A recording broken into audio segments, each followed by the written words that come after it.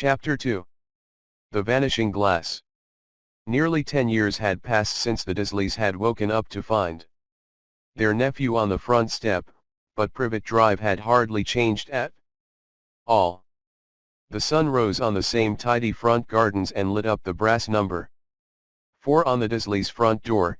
It crept into their living room, which was almost exactly the same as it had been on the night when Mr. Dursley had seen that fateful news report about the owls.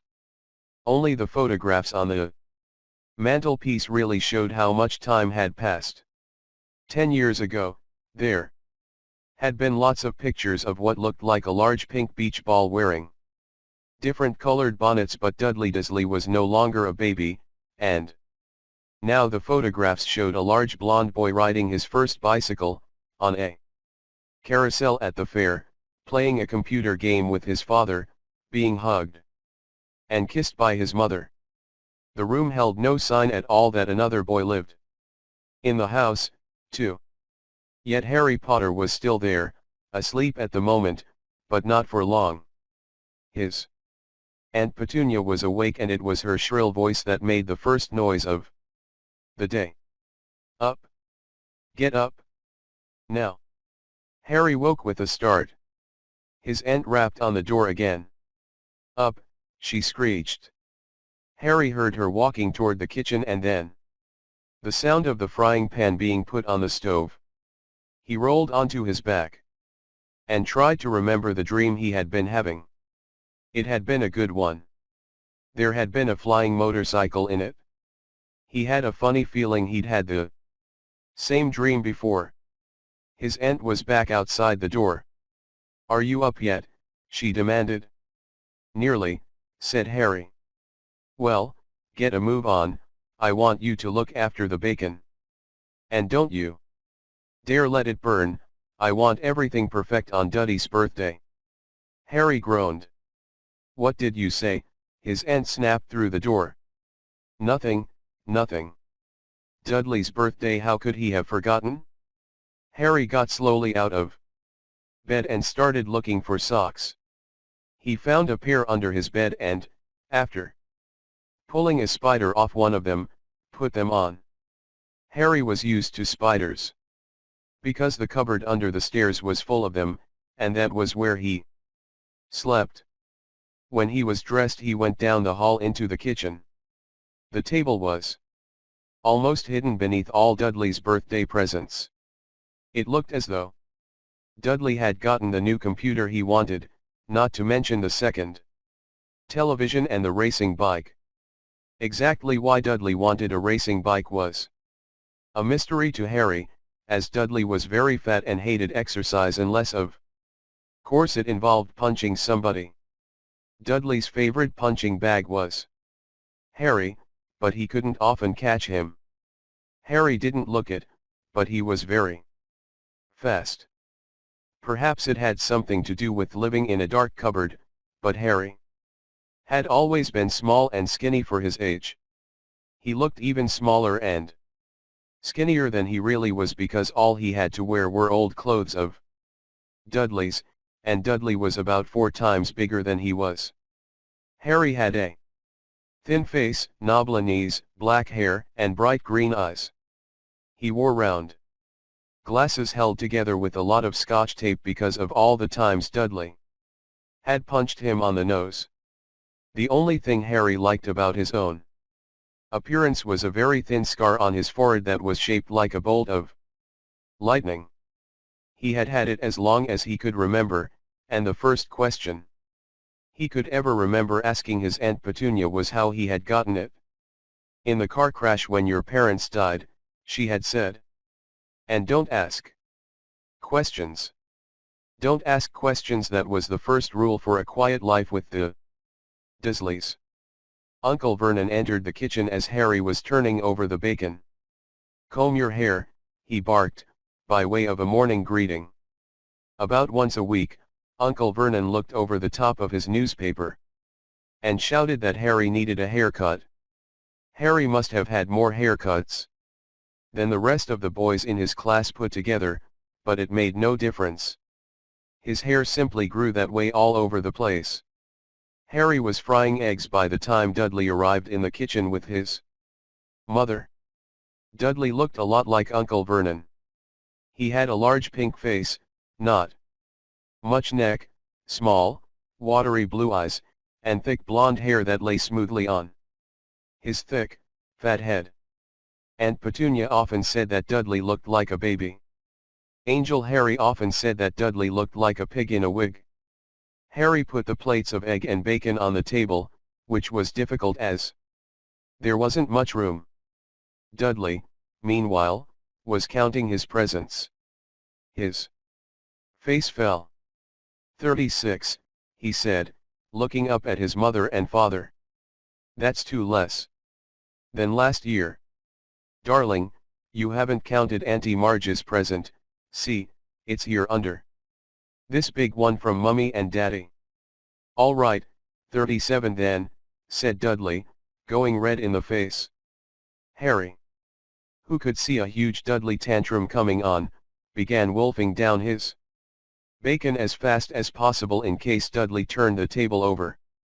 Aunt Petunia obviously scented danger, too, because she said quickly, "And we'll buy you another 2 presents while we're out today. How's that? Popkin. 2 more presents. Is that all right?" Dudley thought for a moment. It looked like hard work. Finally he said, slowly, "So I'll have 30. 30. 39, sweetums," said Aunt Petunia. Oh. Dudley sat down heavily and grabbed the nearest parcel. All right. Then. Uncle Vernon chuckled. Little Tyke wants his money's worth, just like his father. Attaboy. Dudley. He ruffled Dudley's hair. At that moment the telephone rang and Aunt Petunia went to answer it. While Harry and Uncle Vernon watched Dudley unwrap the racing bike, a video camera, a remote control airplane, 16 new computer games, and a VCR. He was ripping the paper off a gold wristwatch when Aunt Petunia came back from the telephone looking both angry and worried. "Bad news, Vernon," she said. "Mrs. Figg's broken her leg. She can't take him." She jerked her head in Harry's direction. Dudley's mouth fell open in horror, but Harry's heart gave a leap. Every year on Dudley's birthday, his parents took him and a friend out for the day, to adventure parks, hamburger restaurants, or the movies. Every year, Harry was left behind with Mrs. Figg, a mad old lady who lived 2 streets away. Harry hated it there. The whole house smelled of cabbage and Mrs. Figg made him look at photographs of all the cats she'd ever owned. "Now what?" said Aunt Petunia, looking furiously at Harry as though he'd planned this. Harry knew he ought to feel sorry that Mrs. Figg had broken her leg, but it wasn't easy when he reminded himself it would be a whole year before he had to look at Tibbles, Snowy, Mr. Paws, and Tufty again. "We could phone Marge," Uncle Vernon suggested. "Don't be silly, Vernon, she hates the boy." The Dursleys often spoke about Harry like this, as though he wasn't there. Or rather, as though he was something very nasty that couldn't understand them, like a slug. "What about what's her name, your friend Yvonne? On vacation in Majorca," snapped Aunt Petunia. "You could just leave me here," Harry put in hopefully. He'd be able to watch what he wanted on television for a change and maybe even have a go on Dudley's computer. Aunt Petunia looked as though she'd just swallowed a lemon. "And come back and find the house in ruins," she snarled. "I won't blow up the house," said Harry, but they weren't listening. "I suppose we could take him to the zoo," said Aunt Petunia slowly. "And leave him in the car. That car's new, he's not sitting in it alone." Dudley began to cry loudly. In fact, he wasn't really crying. It had been years since he'd really cried, but he knew that if he screwed up his face and wailed, his mother would give him anything he wanted. "Dinky Duddy Dums, don't cry, Mummy won't let him spoil your special day, she cried, flinging her arms around him. I don't want him to come. Dudley yelled between huge, pretend sobs. He always spoils everything. He shot Harry a nasty grin through the gap in his mother's arms. Just then, the doorbell rang. Oh, good Lord, they're here, said Aunt Petunia frantically, and a moment later, Dudley's best friend, Piers Polkiss, walked in with his mother. Piers was a scrawny boy with a face like a rat. He was usually the one who held people's arms behind their backs while Dudley hit them. Dudley stopped pretending to cry at once. Half an hour later, Harry, who couldn't believe his luck, was sitting in the back of the Dursleys' car with Piers and Dudley, on the way to the zoo for the first time in his life. His aunt and uncle hadn't been able to think of anything else to do with him, but before they'd left, Uncle Vernon had taken Harry aside. "I'm warning you," he had said, putting his large purple face right up close to Harry's. "I'm warning you now, boy, any funny business, anything at all, and you'll be in that cupboard from now until Christmas." "I'm not going to do anything," said Harry, honestly. But Uncle Vernon didn't believe him. No one ever did. The problem was, strange things often happened around Harry, and it was just no good telling the Dursleys he didn't make them happen. Once, Aunt Petunia, tired of Harry coming back from the barber's looking as though he hadn't been at all, had taken a pair of kitchen scissors and cut his hair so short he was almost bald except for his bangs, which she left to hide that horrible scar. Dudley had laughed himself silly at Harry, who spent a sleepless night imagining school the next day, where he was already laughed at for his baggy clothes and taped glasses. Next morning, however, he had gotten up to find his hair exactly as it had been before Aunt Petunia had sheared it off. He had been given a week in his cupboard for this, even though he had tried to explain that he couldn't explain how it had grown back so quickly. Another time, Aunt Petunia had been trying to force him into a revolting old sweater of Dudley's, brown with orange puff balls. The harder she tried to pull it over his head, the smaller it seemed to become, until finally it might have fitted a hand puppet, but certainly wouldn't fit Harry. Aunt Petunia had decided it must have shrunk in the wash, and, to his great relief, Harry wasn't punished. On the other hand, he'd gotten into terrible trouble for being found on the roof of the school kitchens. Dudley's gang had been chasing him as usual. When, as much to Harry's surprise as anyone else's, there he was sitting on the chimney. The Dursleys had received a very angry letter from Harry's headmistress telling them Harry had been climbing school buildings. But all he'd tried to do, as he shouted at Uncle Vernon through the locked door of his cupboard, was jump behind the big trash cans outside the kitchen doors. Harry supposed that the wind must have caught him in mid-jump. But today, nothing was going to go wrong. It was even worth being with Dudley and Piers to be spending the day somewhere that wasn't school, his cupboard, or Mrs. Figg's cabbage-smelling living room. While he drove, Uncle Vernon complained to Aunt Petunia. He liked to complain about things: people at work, Harry, the council, Harry, the bank, and Harry were just a few of his favorite subjects. This morning, it was motorcycles. Roaring along like maniacs, the young hoodlums, he said, as a motorcycle overtook them. "I had a dream about a motorcycle," said Harry, remembering suddenly. "It was flying." Uncle Vernon nearly crashed into the car in front.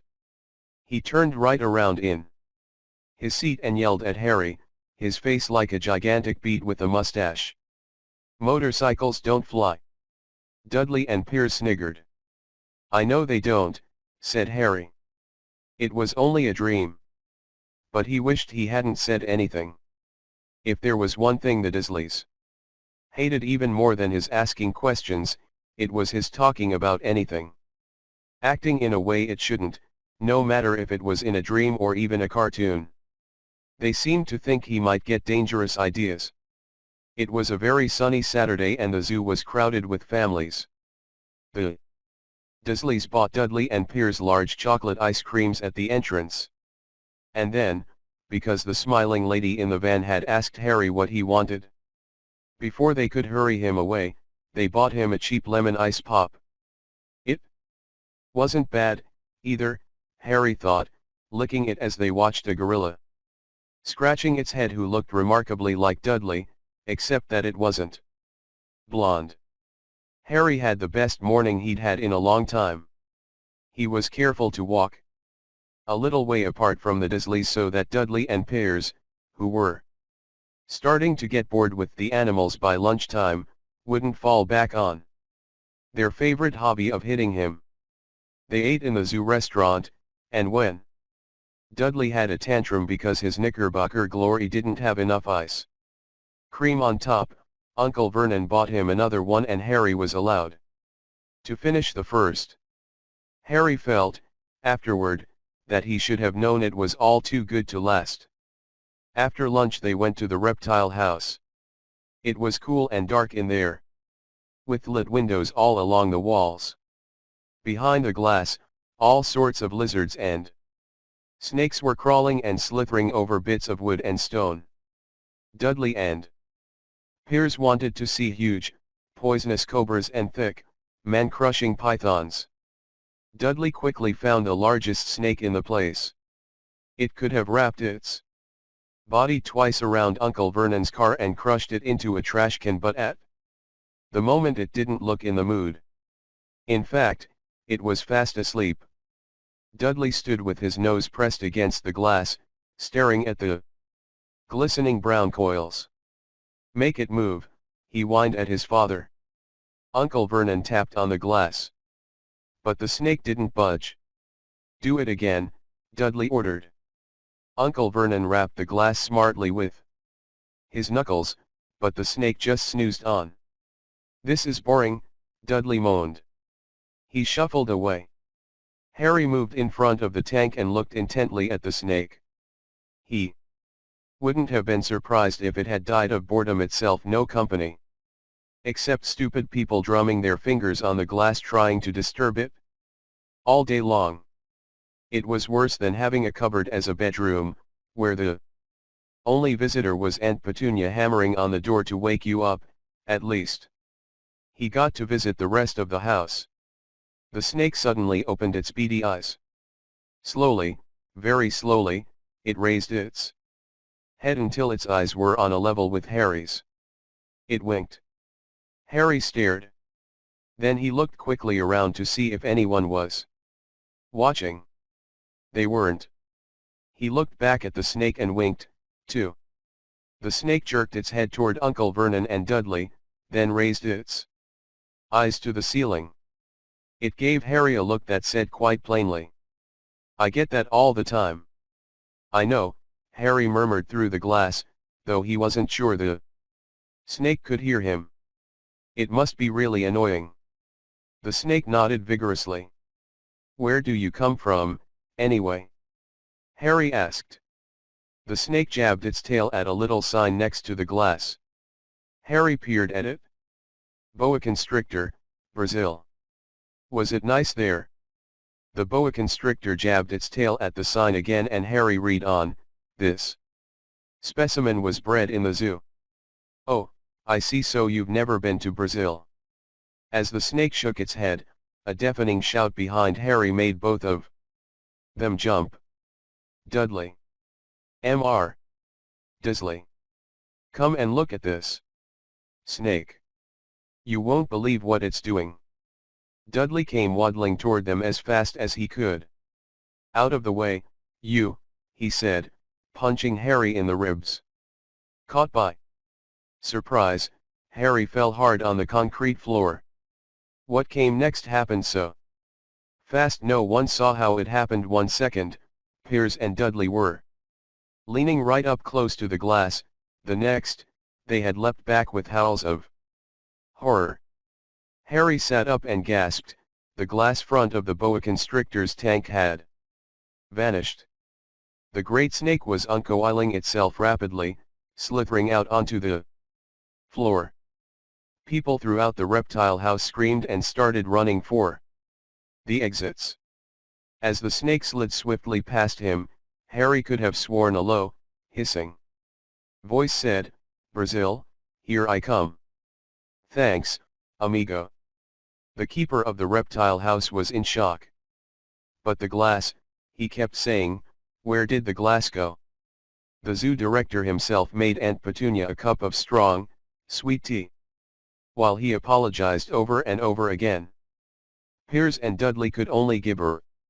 As far as Harry had seen, the snake hadn't done anything except snap playfully at their heels as it passed, but by the time they were all back in Uncle Vernon's car, Dudley was telling them how it had nearly bitten off his leg, while Piers was swearing it had tried to squeeze him to death. But worst of all, for Harry at least, was Piers calming down enough to say, "Harry was talking to it, weren't you, Harry?" Uncle Vernon waited until Piers was safely out of the house before starting on Harry. He was so angry he could hardly speak. He managed to say, "Go. Cupboard stay no meals," before he collapsed into a chair, and Aunt Petunia had to run and get him a large brandy. Harry lay in his dark cupboard much later, wishing he had a watch. He didn't know what time it was and he couldn't be sure the Dursleys were asleep yet. Until they were, he couldn't risk sneaking to the kitchen for some food. He'd lived with the Dursleys almost 10 years, 10 miserable years, as long as he could remember, ever since he'd been a baby and his parents had died in that car crash. He couldn't remember being in the car when his parents had died. Sometimes, when he strained his memory during long hours in his cupboard, he came up with a strange vision, a blinding flash of green light, and a burning pain on his forehead. This, he supposed, was the crash, though. He couldn't imagine where all the green light came from. He couldn't remember his parents at all. His aunt and uncle never spoke about them, and of course he was forbidden to ask questions. There were no photographs of them in the house. When he had been younger, Harry had dreamed and dreamed of some unknown relation coming to take him away, but it had never happened. The Dursleys were his only family. Yet sometimes he thought, or maybe hoped, that strangers in the street seemed to know him. Very strange strangers they were, too. A tiny man in a violet top hat had bowed to him once while out shopping with Aunt Petunia and Dudley. After asking Harry furiously if he knew the man, Aunt Petunia had rushed them out of the shop without buying anything. A wild-looking old woman dressed all in green had waved merrily at him once on a bus. A bald man in a very long purple coat had actually shaken his hand in the street the other day and then walked away without a word. The weirdest thing about all these people was the way they seemed to vanish the second Harry tried to get a closer look. At school, Harry had no one. Everybody knew that Dudley's gang hated that odd Harry Potter in his baggy old clothes and broken glasses, and nobody liked to disagree with Dudley's gang.